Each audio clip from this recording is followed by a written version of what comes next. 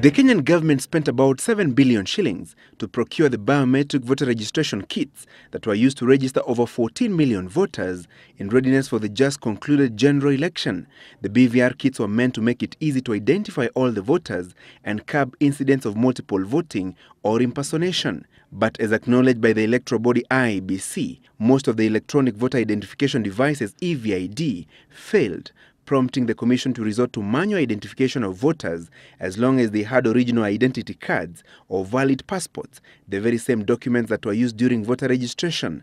But it is now emerging that IEBC's ICT department had warned of potential failure by the EVID gadgets in a detailed memo penned by the ICT Director, Dismas Ongondi, and addressed to the Commission's Deputy Secretary in charge of Support Services, Wilson Sholei, and copied to the Commission's Secretary, James Oswago. Ongondi, in his letter, pointed out that Face Technologies that had been awarded the tender to supply the EVID gadgets failed to provide the 3G modules for data transmission. This, according to the Electoral Commission's ICT Directorate, meant that the devices did not have network connectivity to transmit provisional results and periodic voting progress reports from the polling stations. This forced the Commission to seek parallel technological assistance from Safaricom for the results transmission system that ultimately collapsed, forcing the Commission to resort to manual vote tallying that is now the subject of a petition by the core team at the Supreme Court. In the letter dated 26 December 2012, the ICT Directorate had recommended that the process of procuring the electronic voter identification devices be terminated, since no contract had been signed at that time.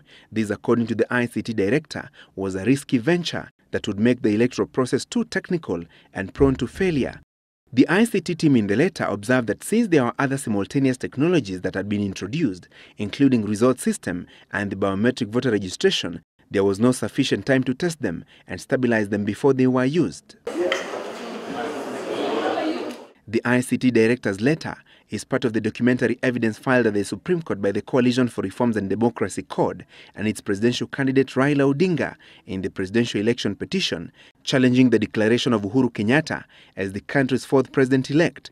This to show that the entire voter registration and results transmission process was designed to fail in favor of the Jubilee coalition and its presidential candidate Uhuru Kenyatta. IEBC Chairman Issack Hassan, in a telephone interview, said he could not discuss ICT Director's memo in detail since the matter was already before the Supreme Court. Hassan said IEBC will sufficiently respond to all issues raised on the electoral process at the Court of Law for determination by the Supreme Court judges.